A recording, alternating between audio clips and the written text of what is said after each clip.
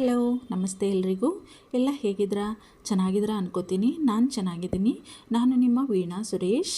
ಎಲ್ರಿಗೂ ನನ್ನ ಕಾರ್ಯಕ್ರಮವಾದ ಕಥಾಸರಣಿ ರಾಗಸುತೆ ಜೊತೆ ಕಾರ್ಯಕ್ರಮಕ್ಕೆ ಆತ್ಮೀಯ ಸ್ವಾಗತ. ನಾನು ಮೊದಲು ಹೇಳಿದ ಹಾಗೆ ಎಲ್ಲರೂ ತಪ್ಪದೆ ಸಬ್ಸ್ಕ್ರೈಬ್ ಮಾಡ್ಕೊಳ್ಳಿ. ಇದರಿಂದ ನಿಮಗೇನು ಪ್ರಾಬ್ಲಮ್ ಆಗಲ್ಲ ಅಲ್ವಾ? ನನಗೂ ಮುಂದಿನ ಕತೆ ನಿಮ್ಮ ಮುಂದೆ ಹಂಚ್ಕೊಳ್ಳೋಕ್ಕೂ ಹೆಲ್ಪ್ ಆಗುತ್ತೆ. ನಿಮಗೆ ನೋಟಿಫಿಕೇಷನ್ ಸೌಂಡ್ ಇರಿಟೇಟ್ ಮಾಡುತ್ತೆ ಅನ್ನೋದಾದರೆ ಒಂದೇ ಸಲ ಬೆಲ್ ಐಕಾನ್ನ ಒತ್ತಿ ಸಬ್ಸ್ಕ್ರೈಬ್ ಆಗಿ. ಅವಳ ಮುಖದ ತೀರಾ ಹತ್ತಿರಕ್ಕೆ ತನ್ನ ಮುಖ ತಂದಿದ್ದ ವಿಧಾನ್. ಗಾಬರಿಯಿಂದ ತಲೆ ಎತ್ತಿದ್ದಳು ವಿಶಾಖ. ಅವಳ ಕೈ ಜಾರುತ್ತಿತ್ತು. ಅವಳು ಹಿಡಿದಿದ್ದ ಊಟದ ತಟ್ಟೆ. ಅದನ್ನು ಕೈಯಿಂದ ಹಿಡಿದಿದ್ದ ಅವಳ ಮುಂದೆ ಬಂದು ವಿಧಾನ್. ಅವನನ್ನು ಅಷ್ಟು ಹತ್ತಿರದಿಂದ ನೋಡಿ ಭಯ ಗಾಬರಿಯಿಂದ ಕಣ್ಣರಳಿಸಿದ್ದಳು ವಿಶಾಖ. ಅವಳ ಗಾಬರಿ ತುಂಬಿದ ನೋಟ ನೋಡಿದವನಿಗೆ ತನ್ನ ತಪ್ಪಿನ ಅರಿವಾಯಿತು. ತಾನು ಈಗ ಇರುವ ಸ್ಥಿತಿಯಲ್ಲಿ, ಈ ಅಪರಾತ್ರಿಯಲ್ಲಿ ಅವಳಷ್ಟು ಹತ್ತಿರ ಹೋದರೆ ಅವಳಿಗೆ ಭಯವಾಗದೇ ಇದ್ದೀತೆ? ಗಟ್ಟಿಯಾಗಿ ಹಿಡ್ಕೊ, ಅದಕ್ಕೆ ತಾನೇ ಊಟ ಮಾಡಬೇಕು ಟೈಮ್ಗೆ ಸರಿಯಾಗಿ ಅನ್ನೋದು. ಅದೆಲ್ಲ ಎಲ್ಲಿ ಅರ್ಥ ಆಗುತ್ತೆ ನಿನಗೆ? ಯಾವುದಾದ್ರೂ ಮರ ಹತ್ತಿ ಹೂವು ಕೀಳು ಅಂದರೆ ಓಡ್ಕೊಂಡು ಹೋಗ್ಬಿಡ್ತೀಯಾ ಅಲ್ವಾ? ಅವಳು ಮಲ್ಲಿಗೆ ಹೂವನ್ನು ಕೀಳಲು ಮರ ಹತ್ತಿದ್ದು ಚೆನ್ನಾಗಿ ನೆನಪಿತ್ತು ಅವನಿಗೆ. ಎಲ್ಲದಕ್ಕೂ ಒಬ್ಬರು ಸಹಾಯಕ್ಕೆ ಇರಬೇಕಲ್ವ ನಿನಗೆ?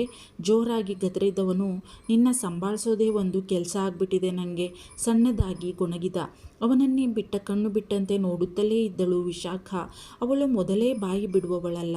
ಇವನ ಬೊಂಬಾಯಿಗೆ ಬಾಯಿ ಬಿಡುವುದಿರಲಿ, ಉಸಿರಾಡುವುದಕ್ಕೂ ಅನುಮತಿ ಕೇಳುವ ಪರಿಸ್ಥಿತಿಯಲ್ಲಿ ಇದ್ದಳು ಹುಡುಗಿ. ಕಣ್ ಬಿಟ್ಕೊಂಡು ನೋಡು, ಅದೊಂದು ಮಾತ್ರ ಚೆನ್ನಾಗಿ ಮಾಡ್ತಾಳೆ ಹುಡುಗಿ. ಗೊಣಗಿಕೊಂಡವನು, ಏನು ನಿನ್ನ ಹೆಸರು ಕೇಳಿದ ಅವಳನ್ನು. ಪುಣ್ಯಾತ್ಮ. ಅವಳು ಬಂದ ದಿನದಿಂದ ಅವಳ ಗದರುವುದರಲ್ಲೇ ಮುಳುಗಿದ್ದ ಅವನು ಅವಳ ಹೆಸರನ್ನು ಕೂಡ ಕೇಳಿರಲಿಲ್ಲ. ಇನ್ನೂ ಆಶ್ಚರ್ಯವಾಯಿತು ವಿಶಾಖಗೆ. ಏನೀ ಮನುಷ್ಯ, ನಾ ಬಂದು ಇಷ್ಟು ದಿನ ಆಗದ, ಇನ್ನು ನನ್ನ ಹೆಸರ ಗೊತ್ತಿಲ್ಲನ ಇರ್ಬೋದವ. ಯಾಕೆ ನನ್ನ ಹೆಸರು ಕೇಳ್ತಾರ? ಏ ಹುಡುಗಿ ಅನ್ಕೋತಾ ನನ್ನ ಮ್ಯಾಲ ಸಿಡಿಯೋದ ಆಗದ. ನಾನು ಬಂದ ದಿನದಿಂದ ಈ ಮೇಜರ್ದು ಅಂದುಕೊಂಡಳು ಮನದಲ್ಲಿಯೇ. ಏ ಹುಡುಗಿ, ಏನು ನೀನು? ನಾನು ಏನು ಕೇಳಿದ್ರು ಇಷ್ಟಗಲ ಕಣ್ಬಿಟ್ಕೊಂಡು ನಿಂತ್ಕೋತೀಯಲ್ಲ? ಬಾಯ್ ಬಿಡು, ಮಾತಾಡು. ಏನು ನಿನ್ನ ಹೆಸರು? ಮತ್ತೆ ಕೇಳಿದ ಅವಳನ್ನು ವಿಧಾನ್. ನಶೆ ಇಳಿದಿತ್ತು ಅವನಿಗೆ ಸ್ವಲ್ಪ ಮಟ್ಟಿಗೆ. ಆದರೂ ಸುಸ್ತು ಇರುವುದರಿಂದ ಮಾತು ಸರಾಗವಾಗಿ ಬರುತ್ತಿರಲಿಲ್ಲ. ತಡೆದು ಮಾತನಾಡುತ್ತಿದ್ದ.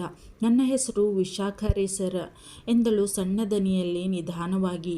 ಈ ಹುಡುಗಿ ಮಾತೇ ಆಡಲ್ಲ. ಹುಣ್ಣಿಮೆಗೊಂದು ಅಮಾಸೆಗೊಂದು ಮಾತಾಡಿದರೆ ಅದು ಯಾರ ಕಿವಿಗೂ ಕೇಳಿಸಲ್ಲ. ಭಗವಂತ ಅದ್ಯಾವ ಮುಹೂರ್ತದಲ್ಲಿ ಇವಳನ್ನು ಕೆತ್ತಿದಾನೋ ಎಂದುಕೊಂಡ ವಿಧಾನ್. ಏನಂದೆ? ಕೇಳಿಸಿಲ್ಲ ನನಗೆ. ಸ್ವಲ್ಪ ದೊಡ್ಡದಾಗಿ ಬಾಯ್ಬಿಡು. ನೀ ಹಿಂಗೆ ಮಣ ಅಂದರೆ ಯಾರಿಗೆ ಕೇಳಿಸುತ್ತೆ? ಗದರಿದ ಅವಳನ್ನು. ವಿಶಾಖ ಅಂತಾರಿ ನನ್ನ ಹೆಸರು. ಅವನ ಗದರುವಿಕೆಗೆ ಹೆದರಿ ಸ್ವಲ್ಪ ಜೋರಾಗಿ ಹೇಳಿದ್ದಳು. Good, nice name Vishakha.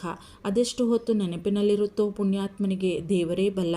ಊಟ ಮಾಡು ಈಗಲೇ ನನ್ನ ಮುಂದೆನೇ ಮಾಡಬೇಕು. ಹೋಗಿ ಬಡಿಸ್ಕೊಂಡು ಬಾ, ಗೋ ಫಾಸ್ಟ್ ಎಂದು ಹೇಳಿ ಅವನು ಸೋಫಾದ ಮೇಲೆ ಹೋಗಿ ಕುಳಿತು ಬಿಟ್ಟಿದ್ದ.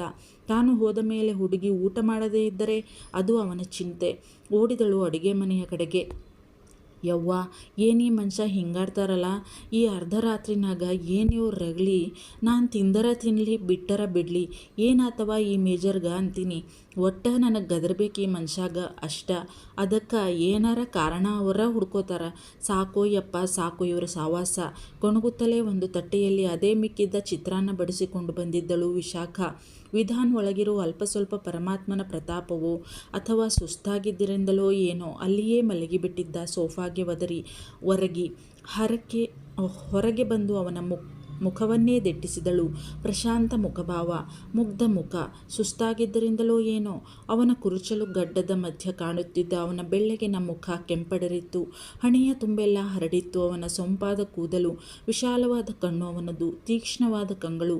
ನೋಡಿದರೆ ಎದುರಿರುವವರ ಮನಸ್ಸಿನಲ್ಲಿನ ಎಲ್ಲ ಭಾವನೆಗಳನ್ನು ಹೊರಗೆಳೆದು ಬಿಡುವಂತಹ ತೀಕ್ಷ್ಣ ದೃಷ್ಟಿ ಅವನದು. ಇಂದು ಪ್ರಶಾಂತವಾಗಿ ಮುಚ್ಚಿವೆ ಕಣ್ಣೆವೆಗಳು. ಮಲಗಿದ್ದಾಗ ಎಷ್ಟು ಶಾಂತವಾಗಿ ಕಾಣ್ತಾರಲ್ಲ ಈ ಮನುಷ್ಯ. ಎದ್ದಾಗ ಯವ್ವ ಸಿಡಿತಾನ ಇರ್ತಾರ. ಮಾತಾಡೋದು ಬಿಡ್ರಿ, ಬಾಯಿ ತೆಗಿಯೋದನ್ನ ಕಷ್ಟ ಅನಿಸ್ತೈತೆ ನನಗೆ. ಮಾತಾಡು ಅಂತ ಒದರ್ತಾರ ನನ್ನ ಹತ್ರ.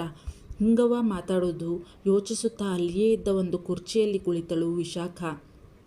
ಅಕ್ಕ, ಇದೇನೇ ಟೈಮಲ್ಲಿ ನೀವಿಲ್ಲಿ ಕೂತಿದ್ದೀರಿ? ಏನಾರ ಬೇಕಿತ್ತಾ? ಏನಾಯಿತು? ಇವಣ್ಣ ಇಷ್ಟೊತ್ತಾದರೂ ಬಂದಿಲ್ವಲ್ಲ? ನನಗೂ ಶಾನೆ ತಲೆನೋವು ಬಂದ್ಬಿಟ್ಟಿತ್ತು. ಹಾಗೆ ಕಣ್ಣು ಹತ್ಕೊಂಡ್ಬಿಡ್ತು ಕಣಕ್ಕ. ಎಲ್ಲೋದ್ರೋ ಇವಣ್ಣ? ಅದ್ಯಾಕೆ ಹಿಂಗೆ ಆಡ್ತದೋ? ಆರೋಗ್ಯ ಏನಾಗಬೇಡ. ಪಾಪ ಅಜ್ಜಮ್ಮ ಅಣ್ಣ ಅವರಿಗೆ ಗೊತ್ತಾದರೆ ಶಾನೆ ಬೇಸರ ಮಾಡ್ಕೋತಾರೆ. ಗೊಣಗುತ್ತಲೇ ಕಣ್ಣುಜ್ಜುತ್ತಾ ಬಂದಿದ್ದ ಗೋಪಿ, ಅಣ್ಣ ಅದು ಮೇಜರ್ರು ಇಲ್ಲೇ ಅದಾರ, ನಿದ್ದೆ ಮಾಡಕತ್ತಾರ, ಆವಾಗನ ಬಂದರು ಎಂದಳು ನಿಧಾನವಾಗಿ ವಿಶಾಖ. ಹಾಂ, ಏನಂದ್ರಿ ಅಕ್ಕ? ಬಂದವ್ರಾ? ಎಲ್ಲವ್ರೆ? ಯಾವಾಗ ಬಂದರು? ನಂಗೆ ಗೊತ್ತಾಗಲೇ ಇಲ್ವಲ್ಲ. ಅದೆಂಗೆ ಒಳಿಗೆ ಬಂದರು? ನನಗೆ ಕಣ್ಣು ಹತ್ಕೊಬಿಟ್ಟಿತ್ತಲ್ಲ, ಬಾಗ್ಲ ಪಡೆದಿದ್ದು ಕೇಳಿಸ್ಲೇ ಇಲ್ಲ ಕಣಕ್ಕ. ಗಾಬರಿಯಿಂದ ಬಡಬಡಿಸುತ್ತಿದ್ದ ಗೋಪಿ ತನ್ನಿಂದ ತಪ್ಪಾಗಿ ಹೋಯಿತು ಎಂಬ ಪಶ್ಚಾತ್ತಾಪ ಅವನಿಗೆ. ಅದು ಅಣ್ಣ, ನನಗೆ ಸುಮಾರು 11:15ದಾಗ ಶಬ್ದ ಕೇಳ್ಸಕತ್ತಿತ್ತು. ಸುಮಾರು ಹೊತ್ತು ನೋಡಿದೆ, ಯಾರಾರ ಬಾಗ್ಲ ತೆಗಿತಾರನೋ ಅಂತಂದು. ಆಮೇಲೆ ನಾನೇ ಧೈರ್ಯ ಮಾಡಿ ನೋಡ ಬಿಡೋಣಂತ ಅಂತಂದು ಬಂದು ಬಾಗ್ಲ ತೆಗ್ದೇರಿ ಎಂದಳು ಸಣ್ಣ ಧ್ವನಿಯಲ್ಲಿ. ಅವಳು ಹೇಳುತ್ತಿದ್ದುದನ್ನು ಕಿವಿಗೊಟ್ಟು ಗಮನವಿಟ್ಟು ಕೇಳಿ ಅರ್ಥ ಮಾಡಿಕೊಂಡ ಗೋಪಿ ಗಾಬರಿಯಾದ. ಅಣ್ಣ ಈ ಪರಿಸ್ಥಿತಿಯಲ್ಲಿದ್ದಾಗ ಪಾಪ ಈ ಹುಡುಗಿ ಹೇಗೆ ಅವನನ್ನು ಸಂಭಾಳಿಸಿರಬಹುದು ಎಂಬ ಯೋಚನೆ ಆಯಿತು ಅವನಿಗೆ. ಹಾಂ, ಇಷ್ಟೆಲ್ಲ ಆಯ್ತಾ ಅಕ್ಕ? ನನಗೆ ಎಚ್ಚರ ಆಗಲೇ ಇಲ್ವಲ್ಲ, ತಲೆನೋವಿನಾಗೆ ಮಲಿಕಬಿಟ್ಟಿದ್ನಲ್ಲ. ಛೇ ಪಾಪ, ನಿಮಗೆ ತೊಂದರೆ ಆಯಿತು, ನಾನು ಮಲಿಕಬಾರ್ದಿತ್ತು ಪೇಚಾಡಿಕೊಂಡ ಗೋಪಿ ಪಶ್ಚಾತ್ತಾಪದಲ್ಲಿ. ಹಂಗ್ಯಾಕೆ ಅನ್ಕೋತೀರಿ ಅಣ್ಣ? ನಾನು ಈ ಮನೆಯಾಕಿನ್ನ ಅಲ್ಲೇನು? ನೀವೇನು ಬೇಕು ಅಂತ ಹೋಗಿ ಮಲಗಿಲ್ಲ ಅಲ್ಲೇನು? ನಿಮಗೂ ಹುಷಾರಿದ್ದಿದ್ದಿಲ್ಲ, ನನಗೇನು ತೊಂದರೆ ಆಗಿಲ್ರಿ, ನೀವು ಬೇಸರ ಮಾಡ್ಕೋಬೇಡ್ರಿ ಎಂದು ಅವನಿಗೆ ಸಮಾಧಾನ ಹೇಳಿದ್ದಳು ವಿಶಾಖ. ಎಷ್ಟು ಒಳ್ಳೆಯದು ಇವಕ್ಕ, ಪಾಪ ಈ ರಾತ್ರಿನಾಗೆ ಎದ್ದು ಬಂದು ನಮ್ಮಣ್ಣನ ಒಳಗೆ ಕರ್ಕೊಬಂದೈತೆ. ಅಣ್ಣ ಅದೇನೇನು ಅವಾಂತರ ಮಾಡೈತೋ ಎಲ್ಲನೂ ನೋಡ್ಕೊಂಡೈತಲ್ಲ ಇವಕ್ಕ. ಆದ್ರೂ ನಾನಿಂಗೆ ಮಾಡಿದೆ ಅಂತವ ಹೇಳ್ಕೊಳಕ್ಕಿಲ್ಲ ಪಾಪ. ಸದ್ಯ ಈಗಲಾದ್ರೂ ಎಚ್ಚರ ಆಯ್ತಲ್ಲ ನನಗೆ. ಇಲ್ಲಾಂದಿದ್ರೆ ಇವಣ್ಣನ ಹೆಂಗೆ ಮಲಗ್ಸೋಕ್ಕಾಯ್ತಿತ್ತು ಇವಕ್ಕ? ಮ್ಯಾಲೆ ಕರ್ಕೊಂಡೋಗಿ ಪಾಪ ಬೆಳಗಾನ ಇಲ್ಲೇ ಮಲಿಕಬೇಕಾಯ್ತಿತ್ತು ಅಣ್ಣ. ಆದ್ರೂ ಅಕ್ಕ, ಶಾನೆ ಕಷ್ಟ ಆಯಿತು ಅನ್ನಿಸ್ತಾ ಇದೆ ನನಗೆ. ನಿಮ್ಮಿಂದ ಶಾನೆ ಉಪಕಾರ ಆಯಿತು ಕಣಕ್ಕ, ಇಲ್ಲಾಂದರೆ ಅಣ್ಣ ಹೊರಗಡಿಕೆ ಇರಬೇಕಾಯ್ತಿತ್ತು ಎಂದು ಅವಳ ಕೈನಲ್ಲಿದ್ದ ಪ್ಲೇಟ್ ನೋಡಿದ ಗೋಪಿ. ಇದೇನು ಪ್ಲೇಟ್ ಬಂದಿದ್ದೀರಲ್ಲ? ಓ, ನೀವು ಊಟನೇ ಮಾಡಿರಲಿಲ್ಲ ಅಲ್ವಾ? ನೀವು ಯಾಕೆ ಊಟ ಮಾಡ್ದಂಗೆ ಮಲಿಕೊಂಡಿದ್ರಿ? ಅಣ್ಣಂಗೆ ಇಂಥದ್ದೆಲ್ಲ ಇಡ್ಸೋಕ್ಕಿಲ್ಲ. ಅವ್ರಿಗೇನಾರ ಗೊತ್ತಾದರೆ ನನಗೆ ಬೈದಾಕ್ಬಿಡ್ತಾರಷ್ಟೇಯ. ಅವನಿಗೇನು ಗೊತ್ತು, ಅವನ ಅಣ್ಣ ಅವಳನ್ನು ಬೈದು ಊಟ ಮಾಡು ಅಂದಿದ್ದಕ್ಕೆ ಅವಳು ಬಡಿಸಿಕೊಂಡು ಬಂದಿದ್ದು ಅಂತ. ಏನೂ ಹೇಳದೆ ಅಲ್ಲೇ ಕುಳಿತಿದ್ದಳು ವಿಶಾಖ ವಿಧಾನತ್ತ ನೋಡುತ್ತಾ. ಇರಿ, ಅಣ್ಣನ ಎಬ್ಬಿಸ್ತೀನಿ, ಮ್ಯಾಕೆ ಕರ್ಕೊಂಡೋಗಿ ಮಲಗಿಸ್ಬಿಡ್ತೀನಿ. ಊಟನಾರ ಮಾಡೋರೋ ಹೆಂಗೋ? ಊಟನೂ ಇಲ್ದಂಗೆ ಮೈಮೇಲೆ ಎಚ್ಚರ ಇರ್ದಂಗೆ ಇಷ್ಟೊಂದು ಕುಡಿದ್ರೆ ದಿನಾಲೂ ಏನಾಗಬೇಡ ಆರೋಗ್ಯ. ಅದ್ಯಾಕೆ ಹಿಂಗಾಡ್ತೈತೋ ಇವಣ್ಣ. ಮೊದಲೆಲ್ಲ ಇಷ್ಟೊಂದು ಹದಗೆಟ್ಟಿರಲಿಲ್ಲ ಇವರು ಪರಿಸ್ಥಿತಿ. ಈಗೀಗ ಅದೇನಾಗೈತೋ ಕಾಣೆ. ಛೇ ಎಂದು ಗೊಣಗುತ್ತಾ ಅವನ ಹತ್ತಿರ ನಡೆದ ಗೋಪಿ. ಅಣ್ಣೋ ಎದ್ದೋಳಿ, ಎಚ್ಚರ ಮಾಡ್ಕೊಳ್ಳಿ ಅಣ್ಣ, ಮ್ಯಾಕೆ ನಿಮ್ಮ ರೂಮ್ಗೋಗಿ ಮಲಿಕೊಳ್ಳೋರಿ. ಅವನನ್ನು ಎಚ್ಚರಿಸಲು ಪ್ರಯತ್ನ ಮಾಡುತ್ತಿದ್ದ ಗೋಪಿ ಸ್ವಲ್ಪ ಸಮಯದ ಪ್ರಯತ್ನದ ನಂತರ ಎದ್ದೇಳುವ ಲಕ್ಷಣ ಕಂಡಿತು. ವಿಧಾನ್ ನಿಧಾನಕ್ಕೆ ಕಣ್ತೆರೆದ ವಿಧಾನ್ಗೆ ಕೆಲವು ಕ್ಷಣ ತಾನು ಎಲ್ಲಿದ್ದೇನೆ ಎಂದೇ ಅರ್ಥವಾಗಿರಲಿಲ್ಲ. ಕಣ್ಣುಜ್ಜಿಕೊಂಡವನು, ಏ ಗೋಪಿ, ಎಲ್ಲಿದ್ದೆ ನೀನು ಇಷ್ಟೊತ್ತು? ಅದು ನಾನು ಬಂದಾಗ ಆ ಹುಡುಗಿ, ಅವನಿಗೆ ತಾನೇನಾದರೂ ಕನಸು ಕಂಡಿದ್ದ ಅಥವಾ ನಿಜವಾಗಲೂ ನಡೀತಾ ಇವೆಲ್ಲ ಅನ್ನೋದೇ ಸಂಶಯವಾಯಿತು. ಏನಾಯಿತು ಅಣ್ಣ? ಊಟ ಮಾಡ್ತೀಯಾ? ಹಸಿವಾಯ್ತಾಯ್ತಾ? ಕಾಳಜಿಯಿಂದ ಕೇಳಿದ ಗೋಪಿ. ಬೇಡ, ಅದು ಆ ಹುಡುಗಿ. ಸುತ್ತಲೂ ನೋಡಿದವನಿಗೆ ಒಂದು ಬದಿಯಲ್ಲಿ ಪ್ಲೇಟ್ ಕೈಯಲ್ಲಿ ಹಿಡಿದು ಇತ್ತ ಕಡೆಗೆ ಕಣ್ಣರಳಿಸಿ ನೋಡುತ್ತಿದ್ದ ವಿಶಾಖ ಕಂಡಳು. ಈಗ ಅವನಿಗೆ ಖಚಿತವಾಯಿತು, ತಾನು ಇಷ್ಟೊತ್ತು ಕಂಡಿದ್ದು ಎಲ್ಲವೂ ನಿಜವೇ, ಕನಸಲ್ಲ ಎನ್ನುವುದು. ಏ ಗೋಪಿ, ಆ ಹುಡುಗಿ ಬರೀ ಪ್ಲೇಟ್ ಹಿಡ್ಕೊಂಡು ಆವಾಗಲಿಂದ ಹಾಗೆ ಕೂತಿದ್ಯಾ, ಇಲ್ಲ ಏನಾದರೂ ಬಾಯಿಗೂ ಹಾಕ್ಕೊಂಡಿದ್ಯಾ? ಗೋಪಿಯನ್ನು ಕೇಳಿದವನು. ಬಾಯಿ ಬಿಟ್ಟು ಮಾತಂತೂ ಆಡಲ್ಲ, ಈಗ ಊಟನೂ ಮಾಡ್ತಿಲ್ಲ ಈ ಹುಡುಗಿ. ಎಲ್ಲ ನನ್ನ ಕರ್ಮ, ನನ್ನ ತಲೆ ಕೆಡಿಸ್ತಾ ಇದೆ ಈ ಹುಡುಗಿ ಎಂದು ಚಿಕ್ಕದಾಗಿ ಗೊಣಗಿದ ವಿಧಾನ್. ಏನಂದ್ರಿ ಅಣ್ಣ? ಇವನ ಮಾತಿಗೆ ಆಶ್ಚರ್ಯದಿಂದ ಕಣ್ಣರಳಿಸಿದ ಗೋಪಿ. ಅಣ್ಣ, ಅದು ಹುಡುಗಿ ಬಗ್ಗೆ ವಿಚಾರಿಸ್ತಾವ್ರ. ಪಕ್ಕ ಅಣ್ಣಂಗೆ ತಲೆಗೇರ್ಬಿಟ್ಟದೆ ಇವತ್ತು ಕುಡ್ದಿರೋದು ಎಂದುಕೊಂಡ. ಎಚ್ಚೆತ್ತ ವಿಧಾನ್ ತಟ್ಟನೆ ಮಾತು ಬದಲಿಸಿದ್ದ. ಎಲ್ಲಿ ನೀನು? ನಾನು ಬರುವಾಗ ಇರಬೇಕಲ್ವಾ? ಆ ಟೈಮಲ್ಲಿ ಯಾರ್ಯಾರೋ ಬಂದು ಬಾಗಿಲು ತೆಗೆಯೋದು ನನಗೆ ಇಷ್ಟ ಆಗಲ್ಲ ಅಂತ ಗೊತ್ತಲ್ವಾ ನಿನಗೆ? ಮತ್ತೆ ಎಲ್ಲಿದ್ದೆ ನೀನು ಆ ಟೈಮಲ್ಲಿ? ಗದರಿದ ಗೋಪಿಗೆ ವಿಧಾನ್. ಈಗವನಿಗೆ ಸರಿಯಾಗಿ ಎಚ್ಚರವಾಗಿತ್ತು. ವಿಶಾಖಗೂ ಕೇಳಿಸಿತು ಅವನ ಮಾತು. ವಿಷಾದದ ನಗು ನಕ್ಕಳು ಅವಳು. ತಾನು ಎಷ್ಟೇ ಈ ಮನೆಯವರು ನನ್ನವರು, ನಾನು ಇಲ್ಲಿರುವಷ್ಟು ದಿನ ಈ ಮನೆಯವಳೇ ಅಂದುಕೊಳ್ಳಬಹುದು, ಆದರೆ ನಾನು ಎಂದಿಗೂ ಕೆಲಸದವಳೇ ಅಲ್ಲವೇ ಈ ಮನೆಯವರಿಗೆ ಎಂದುಕೊಂಡಳು. ಆದರೂ ನಾನು ಇರುವಷ್ಟು ದಿನ ಈ ಮನೆಯವರೆಲ್ಲರೂ ನನ್ನವರೇ. ಇವರ ಯೋಗಕ್ಷೇಮ ನೋಡಿಕೊಳ್ಳೋದು ನನ್ನ ಕರ್ತವ್ಯ. ಯಾರೇನಾದರೂ ಅಂದ್ಕೊಳ್ಳಿ, ನನ್ನ ಕರ್ತವ್ಯನ ನಾನು ಮಾಡಿಕೊಂಡು ಹೋಗೋದಷ್ಟೇ ನನ್ನ ಕೆಲಸ ಎಂದುಕೊಂಡು ನಿಟ್ಟುಸಿರು ಬಿಟ್ಟಳು ವಿಶಾಖ.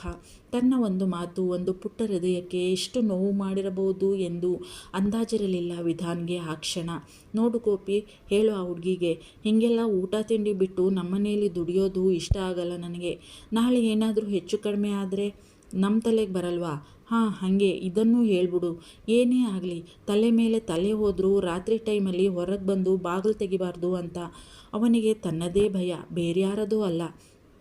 ಅಪರಾತ್ರಿಯಲ್ಲಿ ತಾನಿರುವ ಪರಿಸ್ಥಿತಿಯಲ್ಲಿ ಈ ಹುಡುಗಿಯನ್ನು ನೋಡೋದು ನನ್ನ ತಲೆ ಕೆಡೋದು. ಇಂದಿನ ಹಾಗೆಯೇ ನನ್ನ ಸೇವೆ ಇವಳು ಮಾಡೋದು ನನ್ನ ತಲೆ ಕೆಡೋದು. ಏನಾದರೂ ಹೆಚ್ಚು ಕಡಿಮೆ ಆಗೋದು, ಇವೆಲ್ಲ ಬೇಕಾ? ನನಗಿವೆಲ್ಲ ಸಹ್ಯವೇ ಅಲ್ಲ. ಅಷ್ಟಕ್ಕೂ ಈ ಪಾಪದ ಹುಡುಗಿ ಯಾಕೆ ನನ್ನ ಸೇವೆ ಮಾಡಬೇಕು? ಏನಾಗಬೇಕು ಅವಳು ತನಗೆ? ಅವಳು ನನ್ನ ಮುದುಕಮ್ಮನನ್ನು ನೋಡ್ಕೋಬೇಕು, ಅದು ಅವಳ ಕೆಲಸ. ನನ್ನ ನೋಡ್ಕೊಳ್ಳುವ ಕರ್ಮ ಅವಳಿಗೆ ಯಾಕೆ ಅಲ್ವೇ? ಯಾರೂ ನನ್ನ ನೋಡ್ಕೊಳ್ಬೇಕಾಗಿಲ್ಲ. ನನಗೆ ನಾನೇ ಎಲ್ಲ, ಬೇರೆ ಯಾರೂ ಬೇಡ ನನಗೆ. ಯಾವುದೇ ಕಾರಣಕ್ಕೂ ವಿಷಾದದ ನಗು ಮನೆ ಮಾಡಿತು ಅವನ ಮುಖದ ಮೇಲೆ. ಆವಾಗಲಿಂದ ಬಡ್ಕತಾನೆ ಇವನಿ, ಹರ ಶಿವ ಅಂತಿಲ್ವಲ್ಲ ಇವಣ್ಣ. ಅಣ್ಣ ಅಣ್ಣೋ, ಏನು ಗರ ಬಡ್ದವ್ರಂಗೆ ಹೆಂಗೆ ಕೂತ್ಬಿಟ್ಟೆ? ನಾನು ಆವಾಗಲೇ ಹೇಳಾಯ್ತು ಆ ಒಕ್ಕಂಗೆ. ಬೇಕಾದರೆ ನೋಡು ತಿಂತಾದೆ ಆ ಒಕ್ಕ.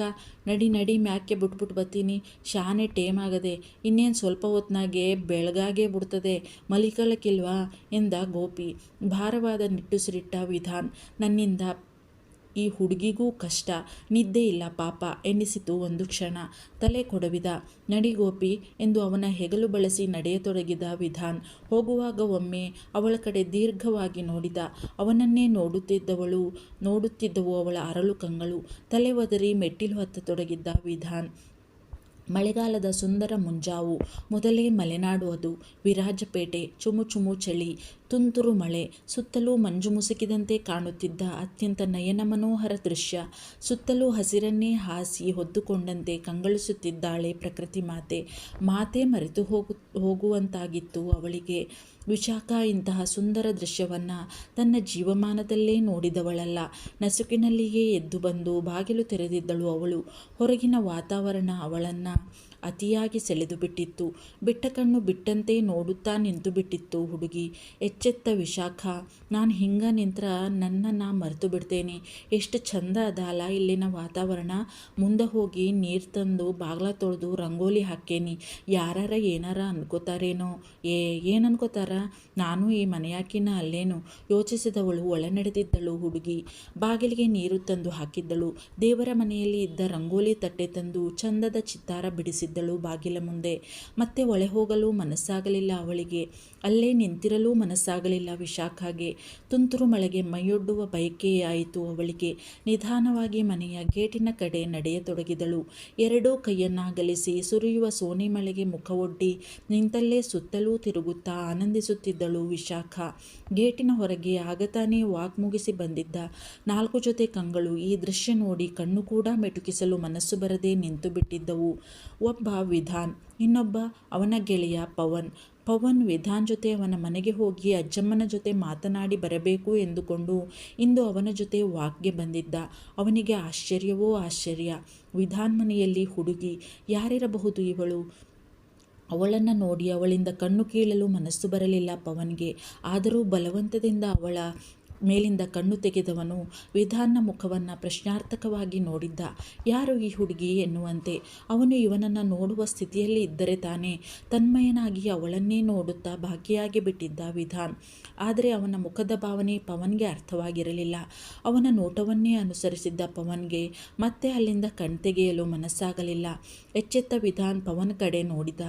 ಅವನ ನೋಟ ಎಲ್ಲಿದೆ ಎಂದು ತಿಳಿದಿದ್ದ ಅವನಿಗೆ ಆ ನೋಟದಲ್ಲಿನ ಭಾವನೆ ಅರ್ಥವಾಗದಿರಲಿಲ್ಲ. ಅದು ಯಾಕೋ ಅವನಿಗೆ ಅದು ಸಹ್ಯವಾಗಲಿಲ್ಲ. ಮುಖ ತನ್ನಿಂದ ತಾನೇ ಬಿಗಿಯಿತು. ಅವಳ ಕಡೆ ನೋಡಿದ ವಿಧಾನ್. ಎರಡೂ ಕೈಗಳನ್ನು ಅಗಲಿಸಿ ಆಗಸದತ್ತ ಮುಖ ಮಾಡಿದ್ದಳು ವಿಶಾಖ. ಮುಖದ ಮೇಲೆಲ್ಲ ಮಳೆಯ ತುಂತುರು ಹನಿಗಳು ಬಿದ್ದು ಮಂಜಿನಲ್ಲಿ ಮಿಂದ ಮಲ್ಲಿಗೆಯಂತೆ ಕಾಣಿಸುತ್ತಿದ್ದಳು ಹುಡುಗಿ. ಕೈಯಗಲಿಸಿ ಸುತ್ತ ತಿರುಗುತ್ತಿದ್ದವಳು ಅಕಸ್ಮಾತ್ತಾಗಿ ಇತ್ತ ನೋಡಿದ್ದಳು ವಿಶಾಖ. ಥಟ್ಟನೆ ಕೈ ಇಳಿಸಿ ತಲೆ ತಗ್ಗಿಸಿ ಸರಸರನ್ನೇ ಮನೆಯತ್ತ ನಡೆದು ಬಿಟ್ಟಿದ್ದಳು. ಯಾವುದೋ ಸುಂದರ ಕನಸಿನಿಂದ ಎಚ್ಚೆತ್ತ ಅನುಭವವಾಯಿತು ಪವನ್ಗೆ.